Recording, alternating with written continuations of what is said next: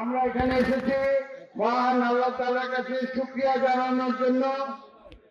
তিনটি বিষয়। এক নম্বর, বাংলাদেশ আমরা সৃষ্টি করেছিলাম গণতন্ত্রের জন্য।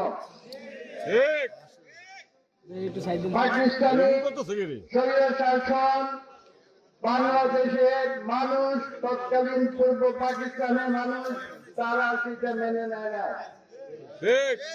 আমরা গরিব মানুষের দেশ, আমরা গণতন্ত্রের দেশ নয়। কাজে আমরা দুটি জিনিস নিশ্চিত করতে চেয়েছিলাম। এক নম্বর গণতন্ত্র, দুই নম্বর এই বাংলাদেশের দরিদ্র মানুষের অর্থনৈতিক স্বাধীনতা।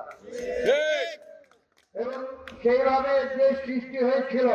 গতকালের নির্বাচন প্রমাণ করেছে যে বাংলাদেশের মানুষ কোনদিন ভুল করে না। মানুষকে অনেকে বিভ্রান্ত করতে পারে, মানুষকে অনেকে ধোঁকা দিতে পারে, কিন্তু একটি সুষ্ঠু নিরপেক্ষ নির্বাচনে বাংলাদেশের 12 কোটি 13 কোটি ভোটার সব সময় সঠিক সিদ্ধান্ত নিয়েছে। তৎপরবর্তীতে আমরা দেখেছি শহীদ প্রেসিডেন্ট জিয়াউর রহমান, তাকে সিপাহী জনতার বিপ্লবের পরে আহ্বান করে আনা হয়েছিল এই দেশ পরিচালনার জন্য। দেশের অর্থ বিদেশে লুটপাট করে নিয়ে যাওয়ার মাধ্যমে বাংলাদেশকে আবার ধ্বংস করে দিচ্ছে।